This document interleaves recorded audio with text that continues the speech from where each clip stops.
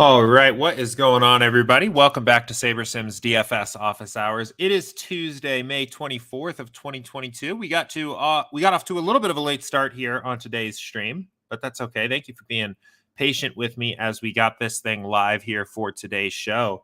If this is your first time you've tuned in, my name's Jordan. I'm the head coach here at SaberSim, and Office Hours is an open Q&A style show where I answer questions from the SaberSim community about SaberSim, about DFS, really whatever you guys have questions that you would like answered on this show. You can email us, support@sabersim.com.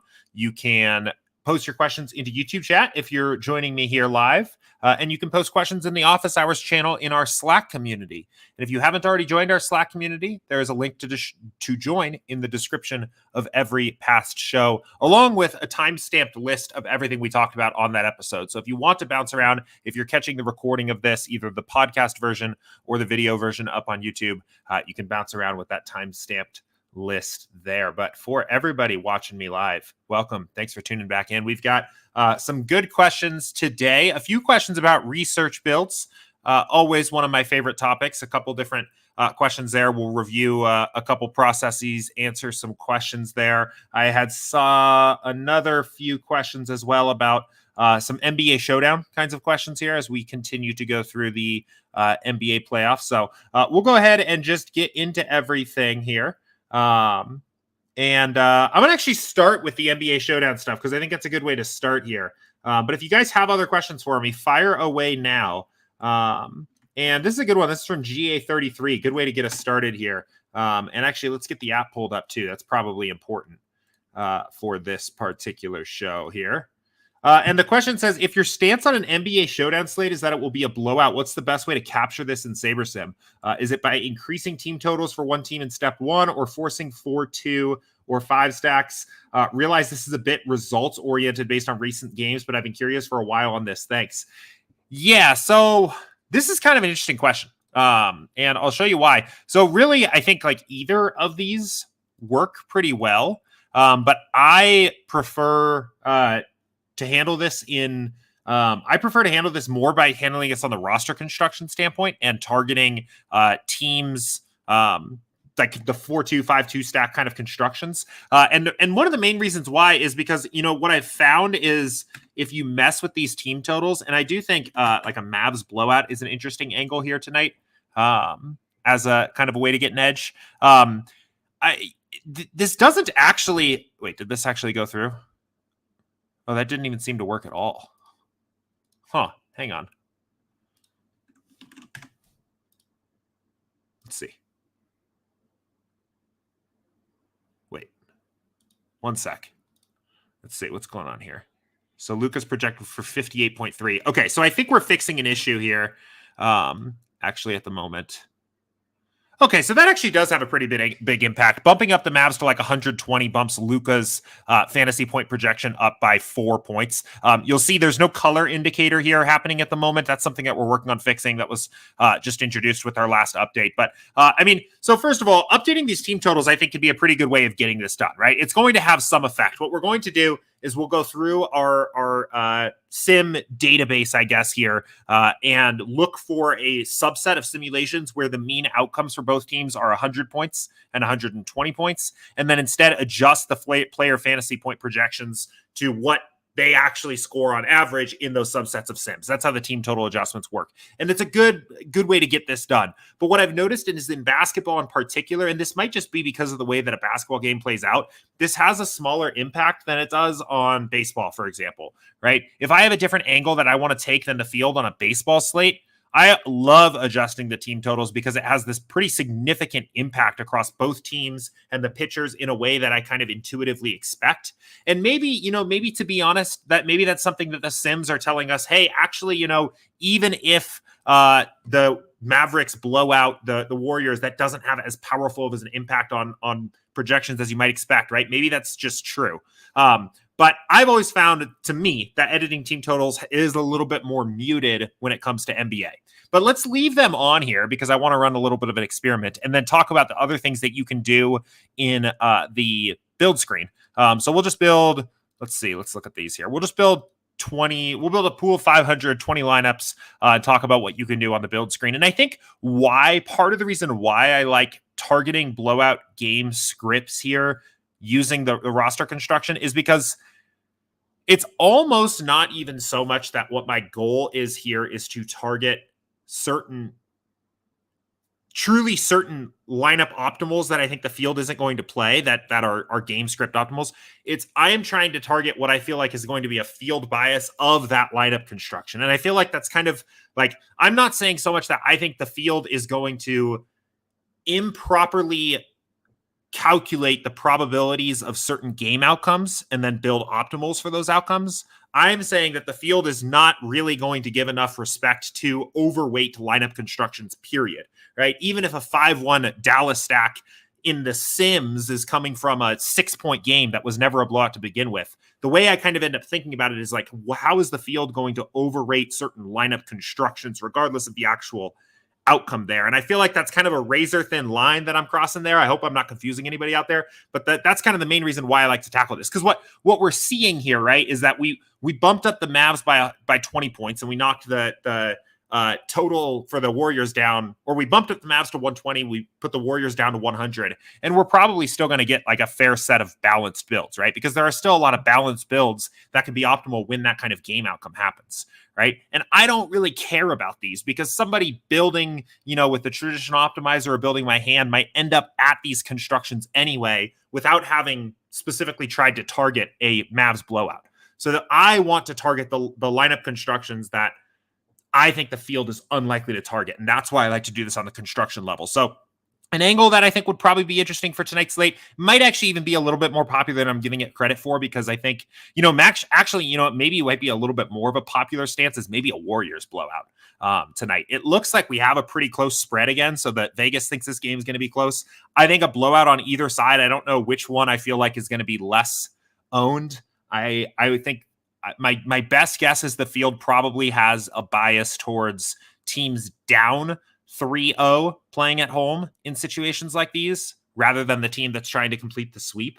I would actually think, now that I'm talking through this, I think maybe a Warriors onslaught is kind of actually probably a bit of a more clever, or not even clever, but a little less owned strategy tonight. But I'm not so sure how I feel about that at the moment. But what I might do is go in and then eliminate the balance builds. Maybe even eliminate the 4-2 builds to just see what we can get away with 5 stacks first. And we have, 20. If I was trying to target Dallas blowouts, right? Maybe we just immediately have 20 Dallas stacks. But you can do this without even adjusting the team totals. And what's nice about doing it that way, if you want to take that route, is you do this with the unadjusted sims. So you're building, 500 or 1,500 sim optimals and just sorting through, right? The blowout game scripts are still in the sims if you build without adjusting team totals, right? They're still there. They're showing up at the rate at which those outcomes actually happen. So if you build with unadjusted team totals, the raw sims, you still get to take advantage of those game scripts. And now, actually, the more and more I'm talking about this, 2 things. One, I think I started this by saying I was kind of balanced. I think I definitely at this point prefer for basketball to target this more with the lineup constructions than editing the team totals. And 2, on this particular slate, I kind of think Warriors 5-1 stacks and 4-2 stacks are more interesting to me. If I'm going to be quite honest, I think that is probably one of my more favorite ways to play this particular slate. I think those are interesting constructions. I don't think a lot of people are going to do this. I don't think this is going to be a popular construction. I really don't. Especially because I think it's going to also require you to be well under on Luka. And, Luka's probably most likely outcomes are probably having a great game. 55 to 65 fantasy points probably makes up about half of his sims. But I think it's likely that those are over-owned relative to their probability. And I think that's an interesting angle for tonight. So not to come on here and give you my favorite NBA Showdown plays or lineups for tonight's slate, but I do think that's at least one interesting edge that kind of jumps out to me right off the bat of an interesting way to play this. So, and you can see these lineups are kind of cool too. I mean, you get lineups that make sense from a certain game script because that's literally what these are built from, right? like Curry captain, you got Luke on the other side, Draymond and Poole, and then, two guys likely to get run if the game blows out, right? Similar deal here, right? So in this case, Draymond captain. The captain, I think you can kind of rotate through. Luka fade, Jalen on the other side, Curry, Clay, Looney, Moses Moody gets run in the blowout, right? You can see how these lineups kind of find their success. So not to say this is the only way to play it. I just think in general, very common showdown thread I've noticed over time. I guess basically a heuristic that I've picked up on is that the field really likes to play balanced builds. 3 3s and to a lesser extent 4 2s, and it just seems like 5 1s rarely end up getting rostered at the rate at which they're actually optimal. I think people just don't like to build that way. It feels bad. I think there's part of it, you get that crowd that's going to watch the game, and you want a good game, right? You want to watch a good game, but two, I think there's just this perception that those kinds of lineup constructions are less effective than they really are. So anyway, that has become a bit of a, preferred strategy that I've used. So anyway, GA33, to kind of wrap around, I know we kind of rambled here and maybe give you kind of a final answer here, because I have to talk through this stuff out loud to figure out how I actually feel about it sometimes on this stream. I think for NBA, I do in particular prefer targeting certain game scripts by messing with my roster constructions on the build screen as opposed to messing with the team totals directly. It's pretty easy to build 1,500 different game scripts and sort through and find even 150 that are all targeting the exact kind of construction that you want to exploit. So I think that'd be my preferred way to handle this, as opposed to editing the team totals. Not to say one's wrong, one's right, but I think in this particular situation, the goal here is not even so much you're not really leveraging, or at least the way I think about it, I'm not actually truly leveraging against the field, improperly calculating probabilities of different game outcomes. That's not really what I'm doing. It's really about the lineup construction. I don't think that the field is going to appropriately consider how often 5 1s and 4 2s and unbalanced builds are successful. And one thing to be clear of here before I move on is this is true, like particularly in situations where the spread is close and Vegas in the field thinks that the game is going to be close. If this was a game, doesn't happen so much in the playoffs, but if it was a regular season game with a 12-point spread, right? Well, then in that case, maybe I'm more interested in those balanced builds, or maybe I'm playing maybe what I'm fading in that case are 5-1 type builds from the favorite, right? Because that's what's going to be popular. So it's not just like it's not just like blindly always playing 5 1s of some random team in every NBA showdown. It's particularly trying to exploit the game script that's unpopular. And Aaron said, I remember Danny doing this for NFL Showdown. Yeah, so for NFL, I do kind of a similar thing, actually. A lot of times, though, I will do it. I'll also look at the actual game script, right? You can't really get away with this as much in basketball, but in football, like if a game has a low total and a close spread, right? Well, maybe one thing I'll do is like fade the players that the field perceives as successful in low total games, like kickers and defenses, and then stack up one of those teams and assume that the game blows out or something like that, right? Or stack up both offenses, like both QBs, like both wide receivers, that kind of thing, players that succeed when the game has a really high total, right? Basically just fading the conventional wisdom of the game.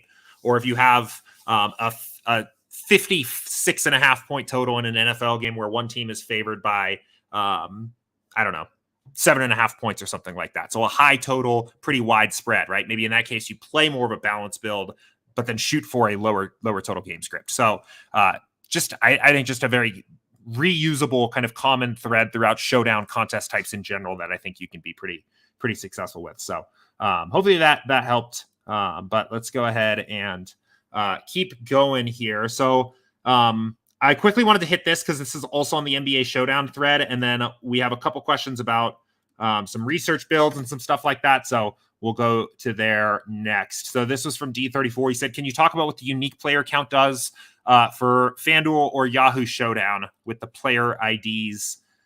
With the players that have multiple roles, I should finish the question, right? If Butler is a superstar and Oladipo a star, how unique is it? Is it counted if you switch them? So in that case, you would have that would be counted as 2 unique players, right? So basically a player position is treated as kind of a unique player in that particular situation, right? So Jimmy, even though the player IDs are handled differently, or even though the player IDs are the same, Luka at MVP is different than Luka at star as far as min uniques are concerned. So in your example, if you swapped two players, that would be two uniques, right? In that particular case. But this is a unique thing with single game because there's multiplier positions. In general, in other sports, I guess actually a good rule of thumb, if a player's fantasy point output does not change purely because of the position that they're played in the lineup, then that's not a unique player, right? So for example, in a classic slate, if you had a player in a utility spot versus their positional spot, that is not treated as a unique player, right? That's a lineup dupe. We don't want that. But it is a different lineup if Luka is in the MVP or the star spot, and the min uniques filter or setting, will pick up on that correctly, even for FanDuel and Yahoo. So good question. I had to check in with Matt on that one.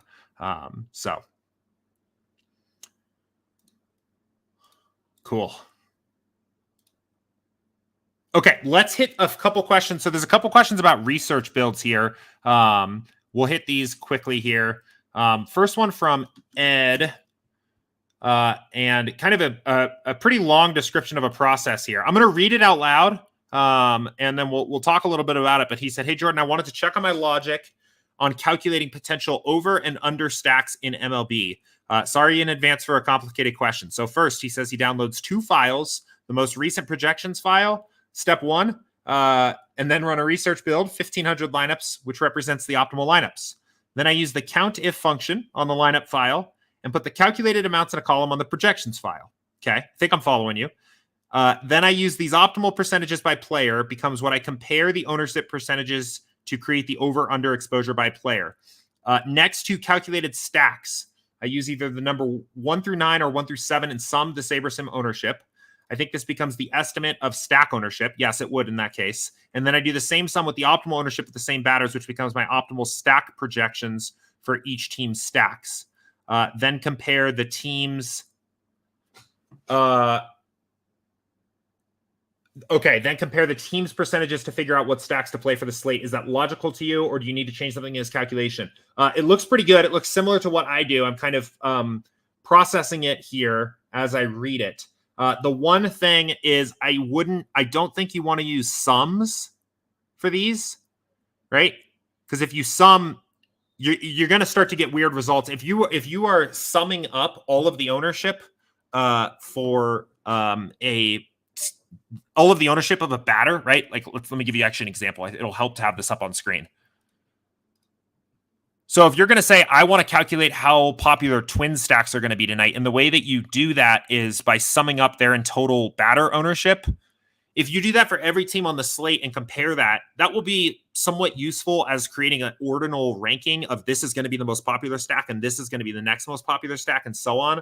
But that number doesn't mean anything, right? Because you'll have some number that is like probably, I don't know, in this case it'd be, like 30, 40, 50, 60, like this number for this, you might say 55% twins, right? That number, that actual literal number doesn't mean anything because the sum, when you're talking about essentially probabilities,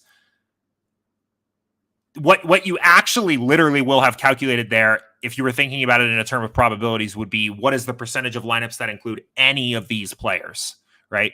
So I think if you want to get specific about those numbers, it might make more sense to use like an average rather than a sum.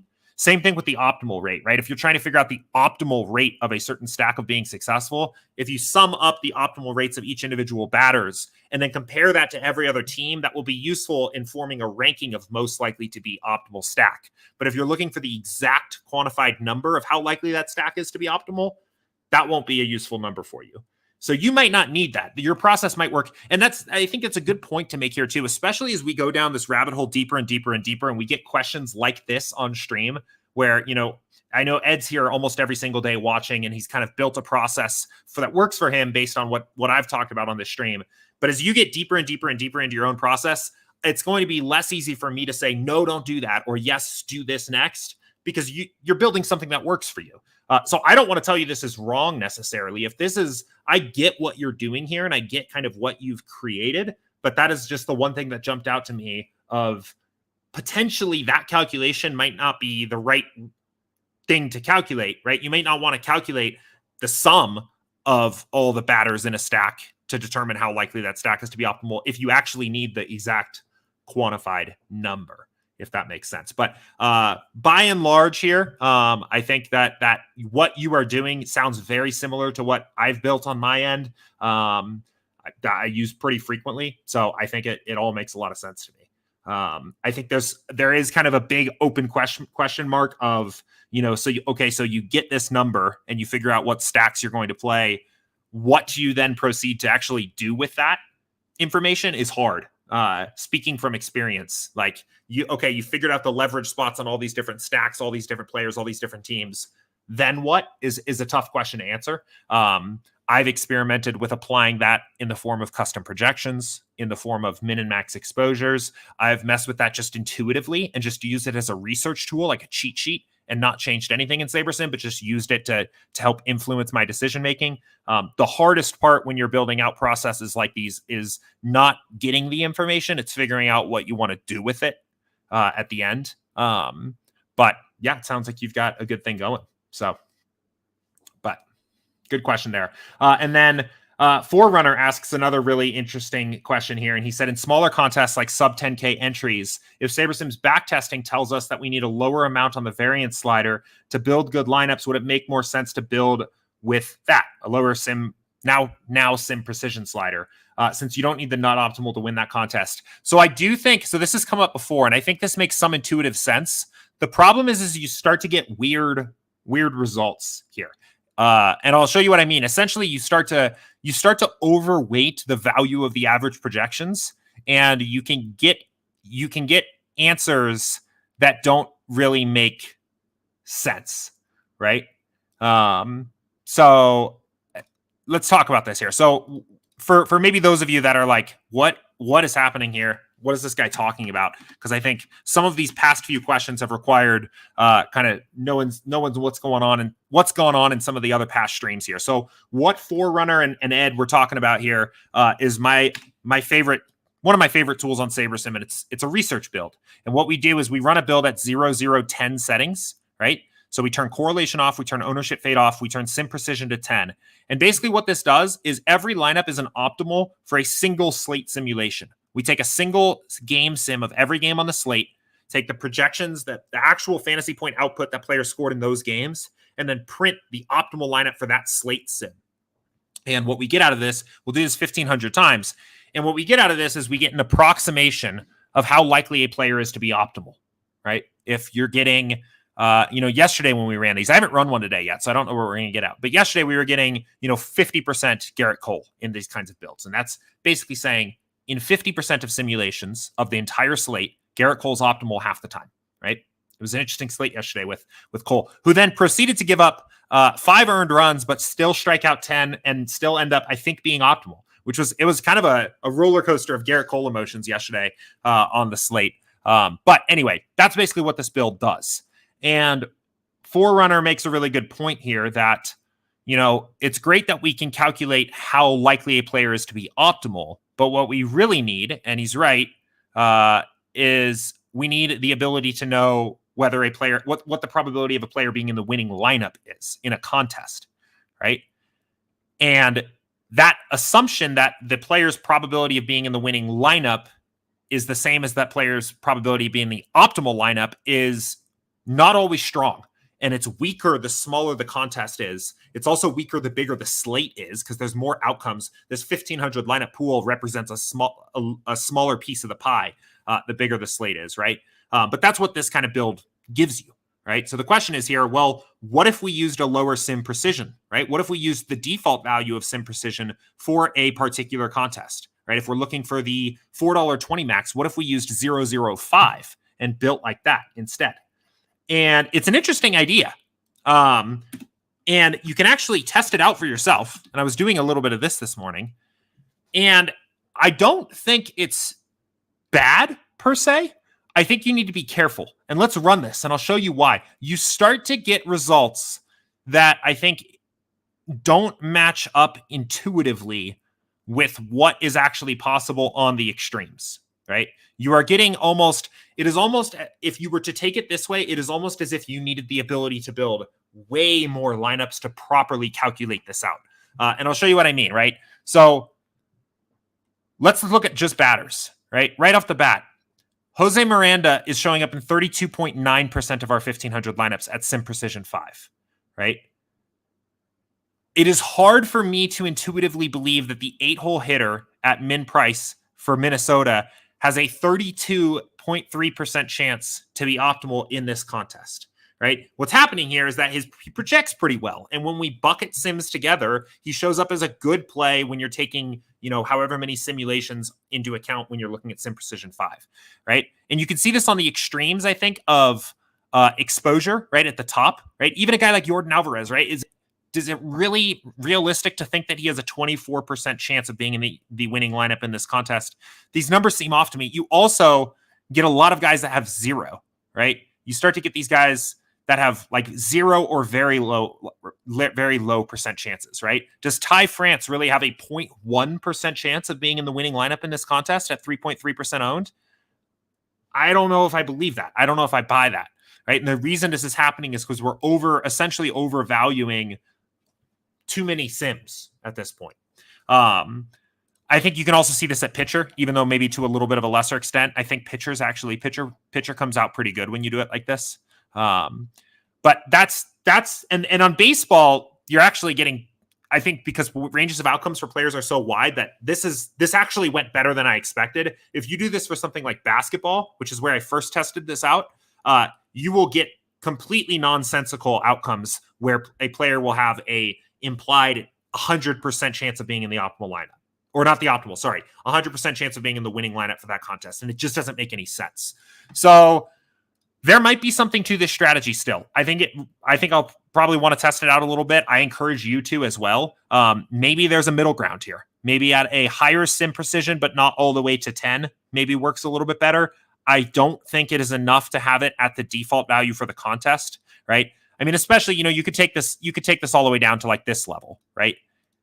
A research build at 001 is going to imply that certain players have a much higher percent chance of being in the winning lineup in a 500-person single entry than they actually do. It's just not going to make any sense, right? I've always preferred to stick to the 0010 when I do it because there is something kind of pure about this particular set of sliders. They're untouched, right? They represent a unapologetic, untouched view of the Sims for 1,500 for a 1,500 sample size. So I like doing it that way. But I think there's still something to this line of thinking. In my process, I've just been willing to just basically eat this assumption, eat the error that's associated with this assumption, because I think it works pretty good for what we're trying to do still. But yeah, good question. Still probably some more thinking to do on it. So cool. Okay, let's go ahead and hit some other questions here. Quick one here. We'll answer this one. This is from Rogue. I'm going to wrap through the rest of the questions in Slack, and then I'll make sure we get everything into YouTube chat here. Rogue said, when you generate a build after a slate has ended or closed, are the lineups created automatically as top 20 out of 150 optimal ones, or does it still build lineups as if the game hasn't happened yet? It still builds lineups as if the game hasn't happened yet. So it will still use, so like if we go back to yesterday, for example, if these are the projections as they were at lock, or whatever the final update was, actually, I guess is better said for each game, right? Because so if you were to build right now, it would be as if you were building at lock from yesterday. Now, if you want to mess around with actual scores within a build, you can sort by actual scores. So you can go in here and sort.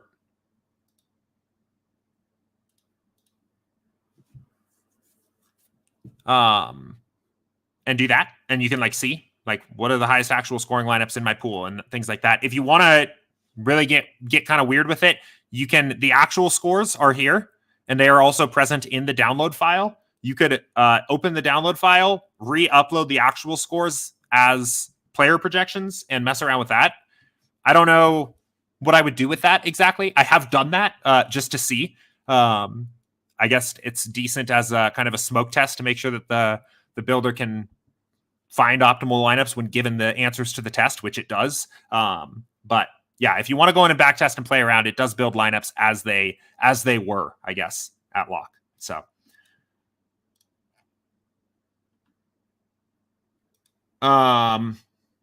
okay.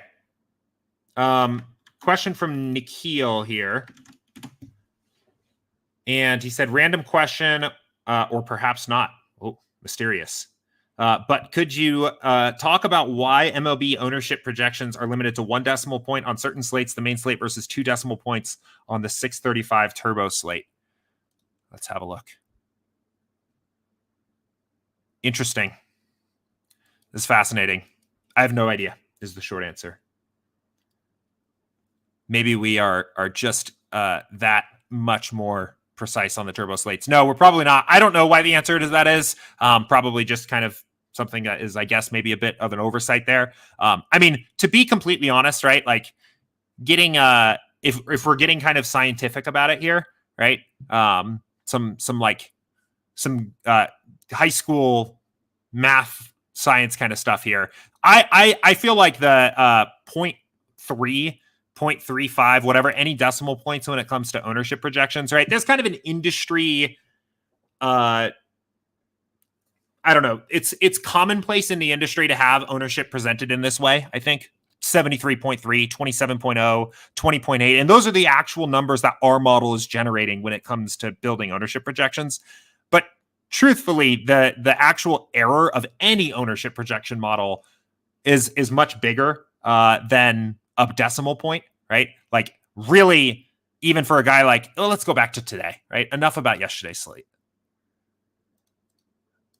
I mean, surely the ranges of outcomes of Sonny Gray's actual ownership projection tonight have to be like 20 to 22 to 38, 20 to 40, maybe, even in a large field. So the fact that there's decimal, I guess the point I'm trying to make, the fact that there's decimal points at all is kind of irrelevant, right? Like there is no way that any ownership model out there is actually accurate to the 0.6, to the 10th decimal spot. So all of this to say, I think it's just kind of if you actually asked the ownership model to project ownership out to the 7th decimal point, it probably could. I think it's just a random quirk on the app that we so happen to have 2 decimal points for some of these smaller slates at the moment. It's probably something we will just clean up.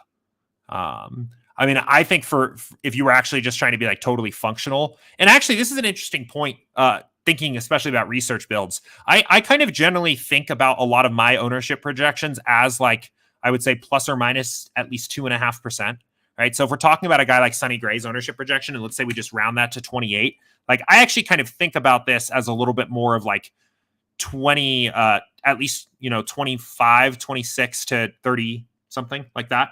And I think it's useful if you are doing a research build approach and comparing optimal percentage to ownership percentage. You should be aware of the fact that if your ownership percentage is off, even if your optimal rate is exactly right, you could make the wrong decision, right? That's the risk of playing exploitatively. So if you do let's actually find a quick example here.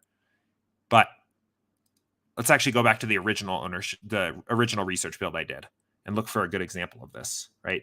Like you should be, and this is a mistake I've made in the past, but if you are, okay, so like even actually here, like right, so actually let's do this. So right off the bat, let's look at pitchers, right? So Sonny Gray, our best fade on the slate according to where everything's right now, right?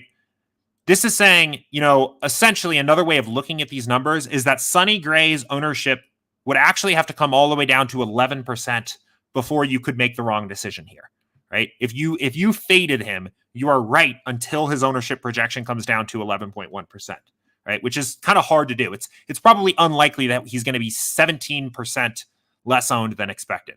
But if we look at a guy like Blake Snell, right? Maybe you're like, oh, I'm going to fade Blake Snell. He has negative 4.7% leverage, right? Another way of looking at this is his ownership only needs to come down to about 22% before you're wrong. And if you play and he's 20% owned, you actually made the wrong decision. You probably should have been slightly over on him. And if you've ever done anything with leverage and ownership fade and that kind of thing, you will know that that has a really big ripple effect on your lineups. So you should be careful of that and understand. I think actually this was kind of a minor question that became an interesting conversation here. You should be aware of the error bars of ownership projections anytime you are using it to help you make decisions and understand like where is the uncertainty there of these actual outcomes, right? Like for pitchers alone here, I think, you probably feel pretty good about Sonny Gray. But a lot of these other guys, it starts to be a little shaky. I mean, I've noticed on positive leverage, it ends up, the risk is lower, but on some of these highly projected owned pitchers, right? If ownership comes in a little different than expected, you could be wrong. You could have made the wrong decision. So good thing to look at there. Good question. Let's keep moving.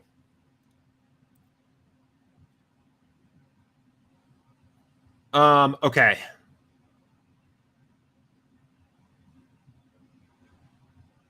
I'm looking at okay. So I'm going to answer this question from Evan here. This came in yesterday after. Actually, let me see. Did this get? I saw this was also in. Okay, actually, it looks like this question got answered in support. So we'll handle that one outside of this here and jump over to YouTube chat. But if by chance there is an Evan here that was running into issues with PGA lineups watching, and you're still having issues, let me know, and I'd happy to be return to that. But it looks like Ruben helped you out in support. So let's go ahead and jump over to YouTube chat here. And answer some questions. Ryan said, any plans to add detailed projections to NHL for next year would help to get more accurate with my NHL prop betting. I'm a bit surprised that we don't have them now, but I would say cautiously the answer is yes. I'm surprised they're not here, to be completely honest. Are they in the download file? Okay. Yeah. No, I mean, I think that'd be a good thing to add. Yeah, I would say cautiously yes. The NHL, unfortunately, I know there are some of you guys out there that are big NHL DFS fans. It is at a time of the year that is difficult for us to give it attention, placed shortly after football, right at the start of basketball, sports that just have way bigger popularity both on SaberSim and in the DFS world. I would love for us to be able to spend some time on the NHL side of the app this year and make some quality of life improvements there. But that is why some of these things sometimes have gotten a little swept under the rug just because of the size of the other sports that are starting around the same time. So Matt says, and filters by player line numbers for next year for NHL. Yeah, that is another one that's on the list. And I think would be really useful. I know there's some build speed issues there with NHL as well. If you have a lot of stacking rules, it can be a little bit of a slower sport to build lineups for. There's a couple other things. We do have like an NHL list for next season that I would hope to be able to knock out some of those. So, but okay, let's keep it going. Patrick said, thank you for the front end support for tennis. Any recommendations for slider adjustments after projections and ownership is added? Let's see here. Hang on one sec. This is kind of a tough one. Hang on. I was trying to see if I can get a tennis slate to actually... Okay, I was able to get it pulled up here. Okay. So tennis is interesting. So I think it resembles... I think if we're kind of thinking about distributions, it's gonna resemble MMA a little bit in that it is a one-on-one sport. In every match, there is a winner and a loser, and then there's theoretically a range of outcomes from there, right? There's like a good win and a not so good win, even for the player that wins. I think you could borrow some of the defaults from MMA for sliders to at least get you started. That would be a good start, right? So you could come in here and, look and compare what a similar contest in MMA uses and use that as a starting point. But keep in mind the number of matches. So in MMA, right, a big card is 15 fights, right? A smaller card get around 10. I think we had 25 tennis matches today, if I remember correctly. Like if there was a 25 fight card on MMA, first of all, that'd be awesome. Second of all, you would probably care less about ownership fade because duplicates aren't going to be as big of a deal, and probably need a little bit. You probably don't need as close to the actual optimal in that case, just because there's way more combinations. So I would say you could use MMA as a starting point, but keep in mind if you're comparing to a card that has a lot less fights on it than matches for your tennis slate, I might turn down the default ownership faded and projections or sim randomness, smart randomness from there, because you won't need as much. But so that's kind of what I would do there. So, all right. T said, sorry if this has been asked before. Can we get a builder for WNBA where we can enter our own projections? Thanks. Yes, that is something. Yeah, we would like to add that. So I'll bring that up with the team. Again, goal is at least to have all the slates that are up on DraftKings up available in the app. So I think knocking tennis out was a good one. Work on the tennis sims, just for those that are interested, is expected to start here in the next couple weeks as well. Cautious goal here again. I'll cautiously optimistic that we'll have sim support by the Wimbledon. So looking forward to that. But yeah, now that that's done, it's not completely trivial for us to add it, which is why it takes a little bit of time. We have to get the slate data and the team data and the player data and all that stuff in, and get that pulled up. So maybe we can turn our attention to WNBA now that tennis is up. So, but Don says, do the sims take into account MLB stats like WOBA, ISO, WRC, and others? This is always an interesting question when this question comes up. So the short answer is, to the extent to which advanced stats like this are predictive of future player performance, in that they help us actually understand the strength of a hitter, they may be taken into account in determining what the probabilities of different events happening when that player goes up to the plate against that particular pitcher in the game sim. But truthfully, most of these things are actually just more descriptive. They tell you what happened. They don't tell you if it's more likely to happen again in the future. And for that reason, it would be essentially double counting to take these things into account in the sims. So basically like a traditional projection model will use some kind of baseline for a player, right? So for a team, right? There's some baseline starting point. And all these other things get added on as additional layers until you end up with this projection, right? So you might have a baseline, you might have a projection baseline, and then that person says, okay, now I'm going to add in, historical ISO rates for this player, or this season ISO rates. And then I'm going to add in the park factors. And then I'm going to add in, the strikeout rate of the opposing pitcher, like whatever they're doing. And they end up at this end thing, right? And in those kinds of traditional models, it makes sense to think about it like this. SaberSim's approach is pretty different from that, because we're talking about actual game simulations, right? We need to have an understanding of who that player actually is and who that pitcher actually is, and the game context that's in the middle of that sim, right? It's not just it's not just Byron Buxton against Sonny Gray. It's Byron Buxton against Sonny Gray in this game where it's the bottom of the third inning and there's a runner on first and third with one out, right? That's actually what's happening in the sim, right? And we're taking like that kind of context into account to determine what happens on that one play. So in that level of micro, again, we take into account these advanced stats only in the way that they can help us determine what's going to happen in that situation, basically. And I don't know specifically on these stats if they are taken into account. It may very well be that they are predictive and they are used into account some way or the other. But in general, I find that most of these advanced stats, when I talk to the models team here, that these kinds of things are not, because they would be double counting if they were. So I hope that helps at least a little bit. But If you are looking for something to dig into, because I know this question is often like you want to go do your own research and figure out how to use this stuff. I think rather than looking for things that the model is not taking into account, I would instead spend your time looking at situations that are inherently difficult to model, period. Right? Maybe because there is a new young rookie player or a minor league player, right? Or a pitcher coming off of an injury, right? That's a difficult situation for any model to know exactly how that's going to look. Things like that, situations that are inherently hard to model, because if there was some advanced stat out there that we felt was predictive, that was useful for making projections, predictions, that kind of thing, it would have been, it would be incorporated. But yeah. Okay.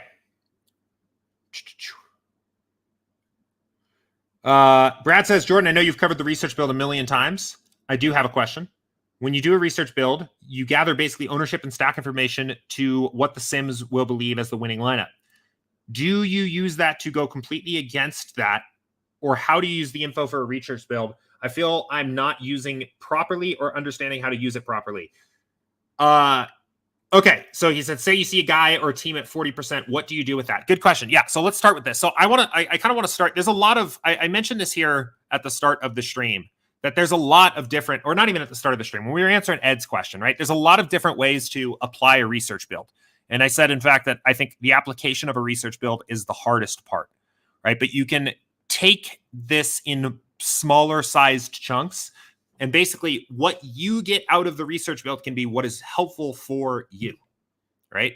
So what I would say is if you are kind of just getting started with doing these, don't set out to run a research build for a 12-game slate with a 236 player pool and try to do everything, right? Look for a couple angles that you think the field is going to handle inefficiently, right? And for baseball in particular, I like to break this up into, hitters and pitchers, right? Makes a lot of sense, right?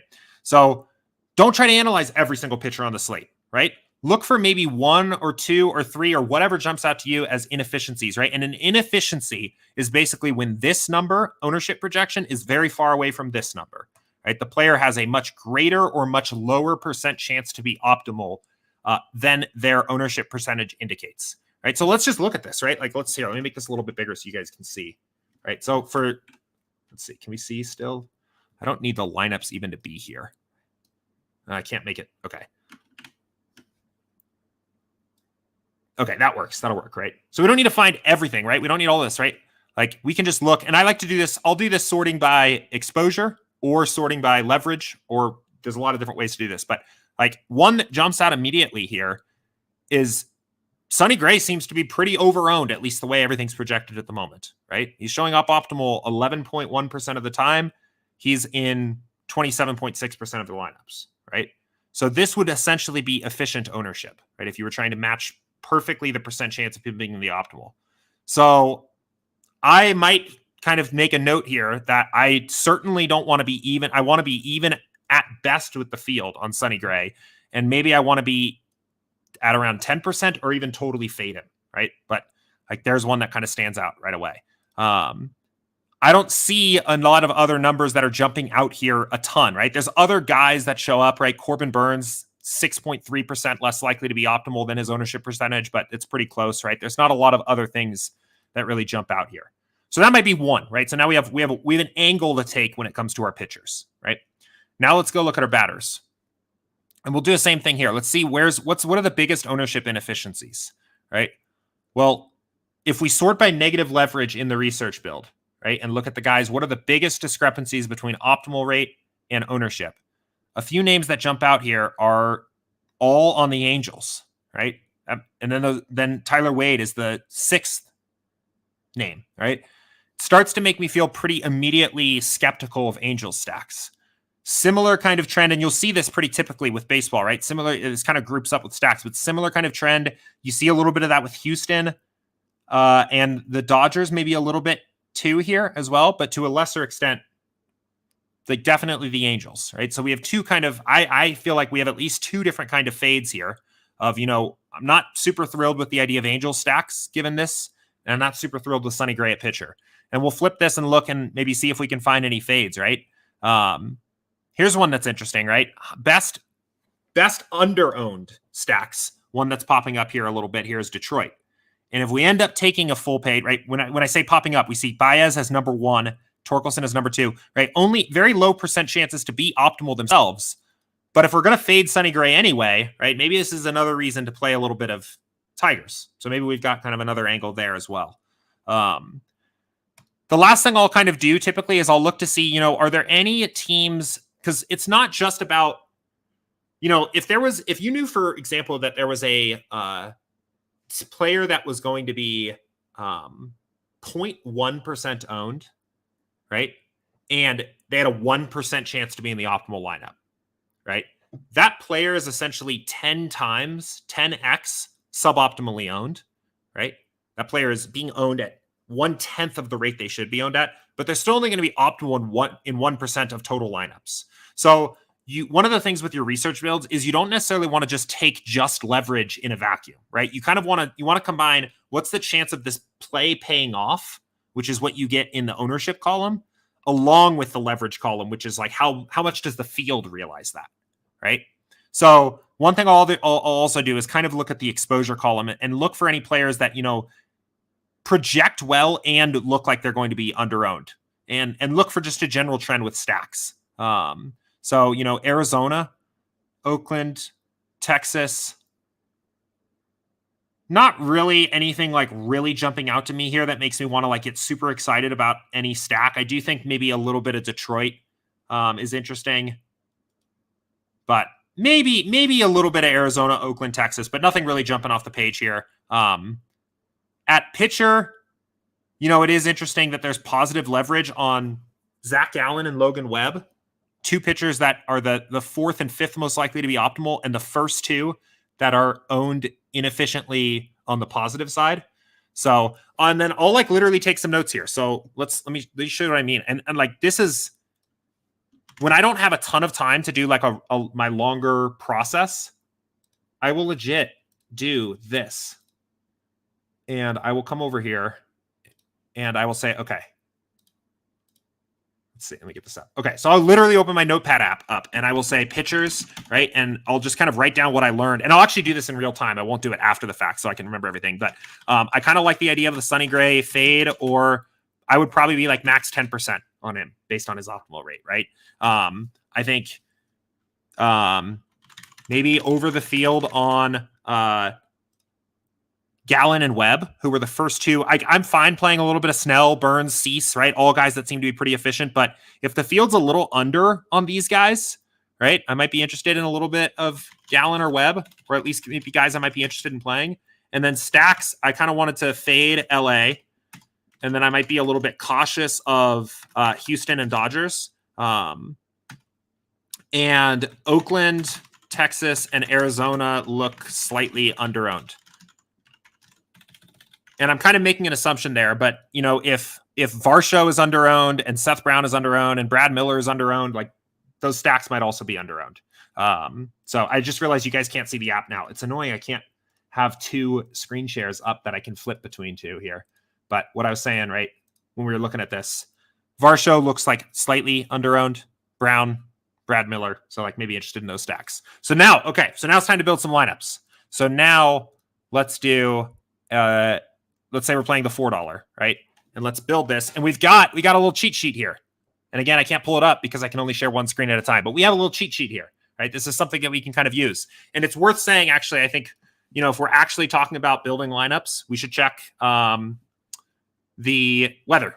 So let's go check Kevin Roth. So would be a good thing to note, there's a little bit of a weather game here tonight. So Philly and Atlanta. So maybe if we were actually building final lineups, maybe we want to X that game, or maybe we want to be a little cautious. If one of my plays was playing in this game, I'd probably be a little bit more cautious of it. If one of my fades was in this game, I'd probably be even a little bit more excited about it. But that would be one thing to check. And it is around this time in the process where I kind of do that check. But let's build this here now and see what we get. Okay, and you'll see a lot of times, if you're not touching other projections or doing other things as part of the process, a lot of times what you get out of this will kind of follow your research build, because that's partly what ownership fade does, right? But let's now add some value, right? We're going to add value based on the cheat sheet. We're getting 15% Sonny Gray. I'm going to just fade him. And I typically start when I'm doing this. I start with the most aggressive version of my fade, right? Or the most aggressive version of my player fade, and then walk it back from there if I don't have enough lineups to get away with it. But we'll start with the fade of Sonny Gray. And I also I thought Gallon and Webb were interesting. So I just want to make sure I'm getting some exposure to those guys. So we have some Gallon here. We're a little bit more than 2x the field on him. We're not getting any Logan Webb, and I kind of want some. So I'm going to just bump him up to 20 to just make sure we're getting there in a few lineups. And I'm going to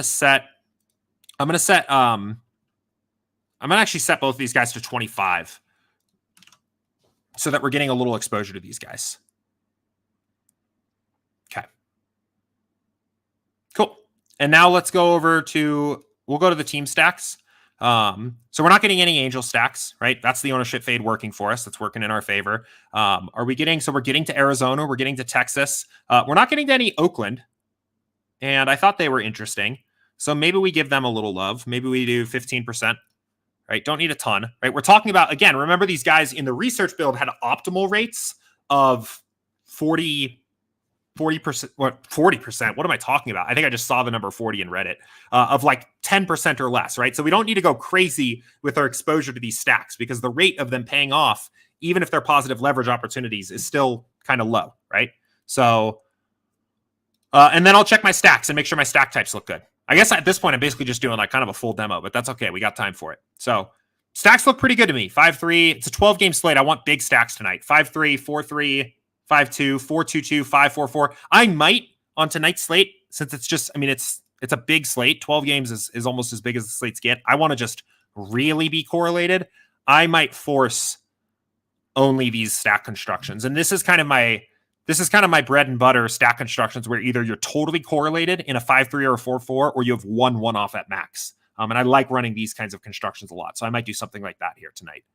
And then I'll typically kind of do another pass through and see how things are looking, and go from there. So I'm getting exposure to some of the leverage plays I liked. I've made some of the fades. I still have no Angels. I kind of like how this looks. The last thing I would do here is probably manage my risk by editing exposures. And actually, this looks pretty good by default. In a 20 max kind of build, generally, I'll probably be pretty comfortable with about 40% max to any one batter. So I'm probably about okay with that. Pitchers, I'm on 20 lineups, probably just fine playing whatever comes out of this, to be honest. Like if it's 100%, sometimes that's fine. If it's 11% or 55%, that's fine too.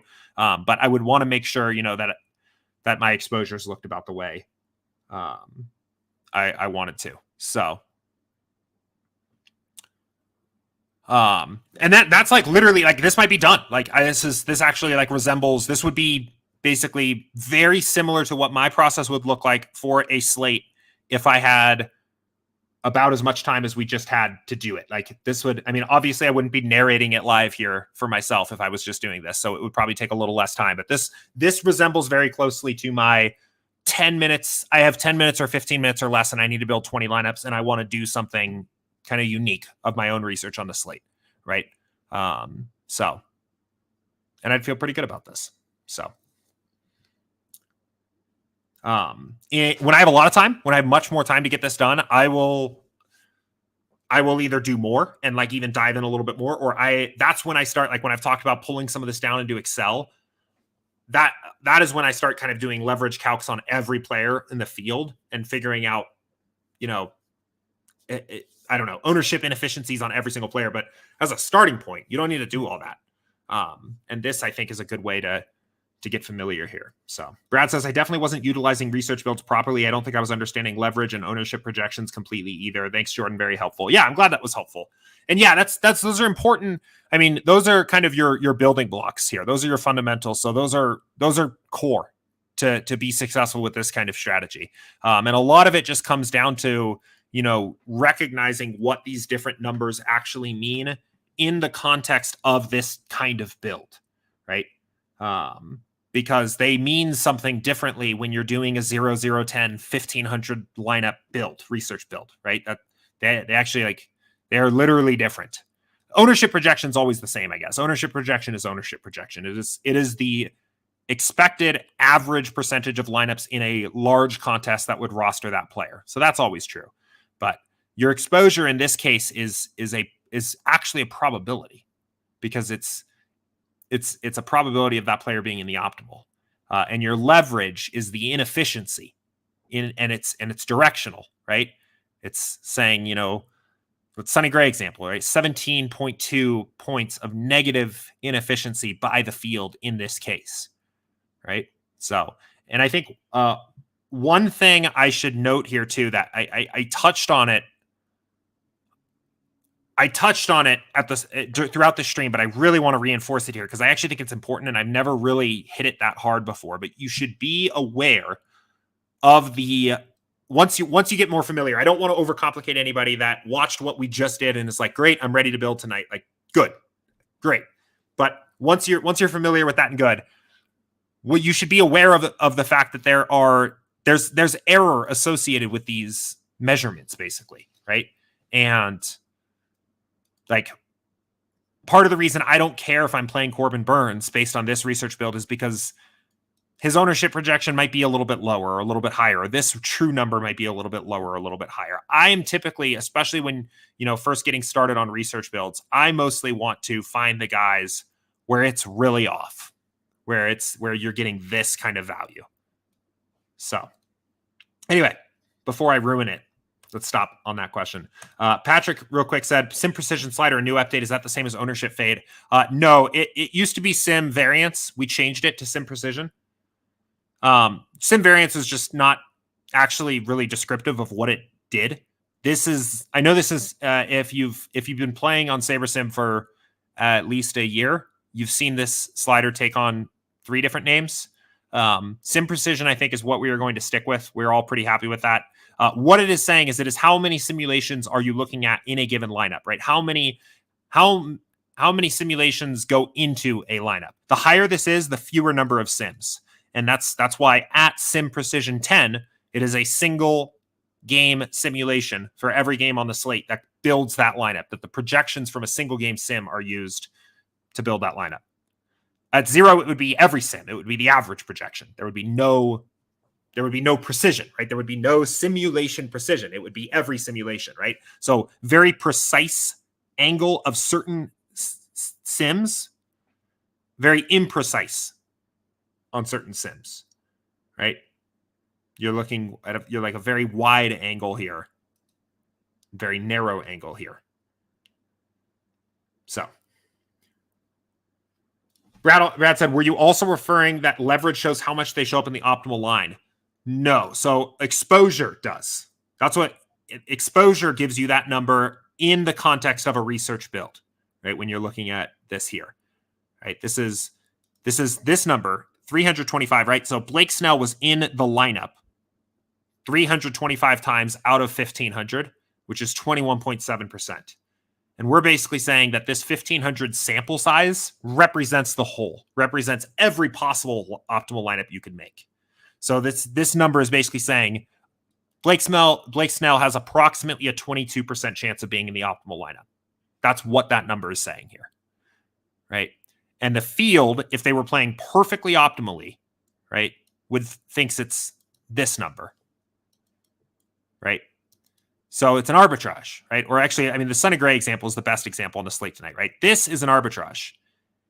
If the SaberSim model thinks the number is this, and the market, basically, the field, the going price in the form of ownership is this number, right? I realize this is small again for you guys, so let me, right? That is an inefficiency. That is a market inefficiency. And the leverage column calculates the direction and magnitude of that inefficiency. So, I mean, you don't even have to think about this as in the form of players, right? You can think about this in the form of like commodities, prices, anything, right? Like the market tells you this is this price,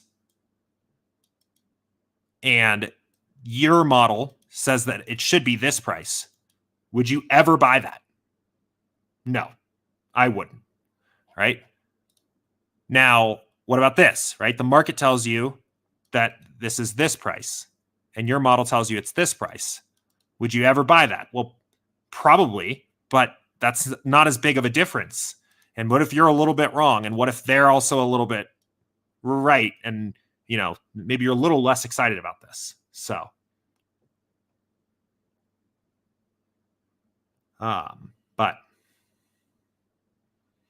Patrick says, any recommendations on a good DFS content provider? I don't know if that's tongue in cheek. I think it's probably not. We have partnerships with Run Pure Sports, True DFS, DFS Karma, and Full Time Fantasy. And they all provide more kind of slate specific articles and core plays and recommendations and things like that. So I'd recommend checking out any of our partners if you're interested in more of that kind of content. Because I know we definitely do a little bit of a different thing here. I like to think that we're still creating good DFS content, but I think I get what you mean. So, but NW said, how should you account for leverage in a single entry contest? Good question, right? So if you have one single lineup, right, you have only one lineup, you don't have as many opportunities to express all of this, right? You can't say, I want to play that guy and fade that guy and play this stack and fade this stack, and I want to be even with the field there, right? The less lineups you have to play with, the less decisions you get to make. And the more I would say you should rest on the strength of the own single decisions, right? So let's use the same research build we had just now, but now let's do a single entry lineup and see what we could do there. So I'm going to go back now. We're going to build one lineup and use the same research build we just did, take the same conclusions. We're going to get to do less. We won't get to do as much because we have less to work with. We have one lineup, but we can still use the research build and figure out a couple angles to play, right? So let's see what we get out of this, right? And see. And I'm going to have a sip of water here. This has been a fun show. You guys got me going on a research build stream today, which is my favorite.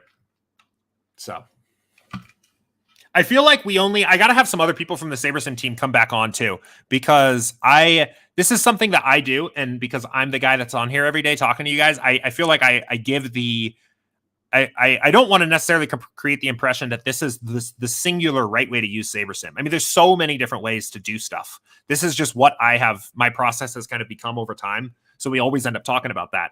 But I should have some other people from the team come on soon and talk about, a couple other creative ways to do things, because there are other ways to do things. But okay, so now we have a single entry build, right?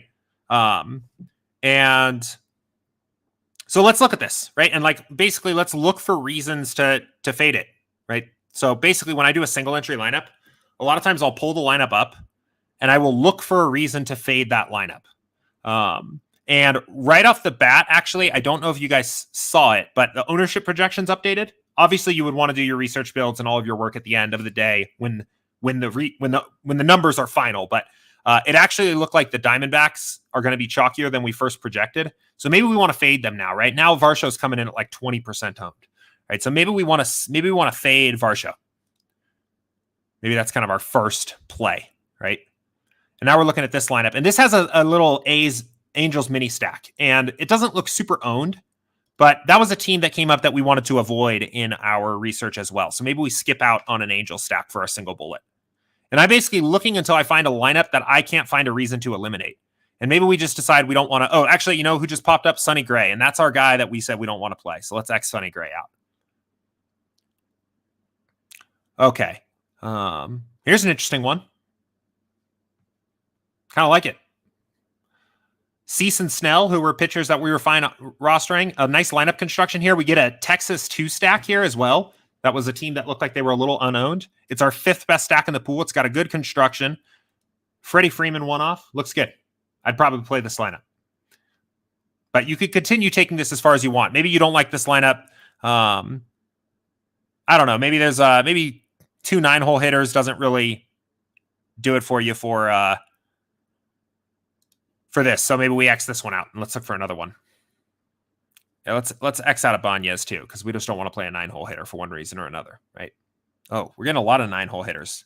Maybe salary is tough to get here today, but Okay.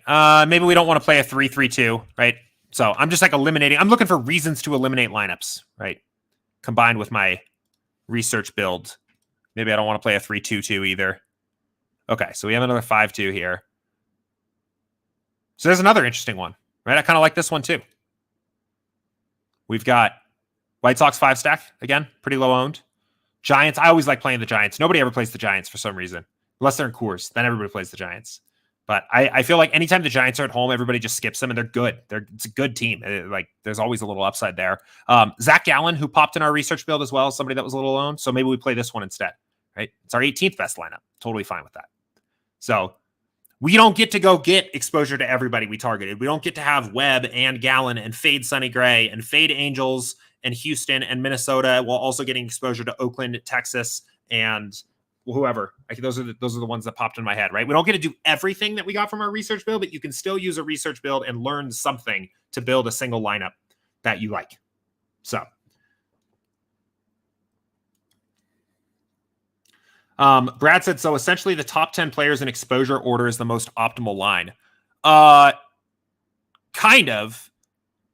The problem is there's like salary restrictions, right? So like if you were to just actually look at this, it's not. So like even if you like, okay, so even if you were to say the optimal build is like Snell and then Burns, who was the second highest, right? Like, wait, the filters is probably not a good way to do this.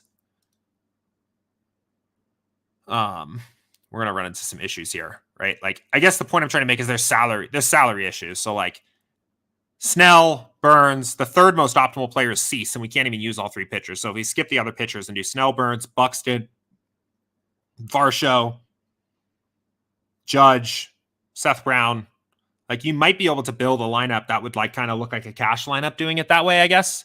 It would probably be like a pretty decent cash lineup, but you'll have salary problems, right? Like that doesn't necessarily equal a lineup.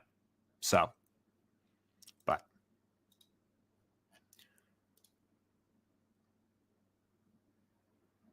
okay, cool. And I do see Nikhil had followed up as well about the ownership thing, and said that he thought that there was a difference in the algorithm. No, I think it's just a rounding thing. I think it's entirely just a rounding thing. So we've got, for whatever reason, certain slates set to round one way and the other round the other. But so, all right, cool. I'm going to leave it there. I don't see any other questions coming in. So that was a fun stream. It was a good one today. But I appreciate everybody being here, hanging out with me. I will be right back here again tomorrow, same time, same place, 2 p.m. Eastern. Actually, not same time because I was late today. So hopefully on time tomorrow at 2 p.m. Eastern. We'll be back. So if you watched this or listened to this show and enjoyed it and haven't already signed up for SaberSim or haven't been back in a while, free 7-day trial on our site, SaberSim.com. If you sign up for a trial in the past, but haven't signed up since the start of this season's baseball, we reset your trial. You can get another 3 days free. So come check us out. Come see me tomorrow. Have fun with the 12-game slate. 12-game slates are always fun here. Good luck tonight, and I will see you guys all tomorrow. Take care.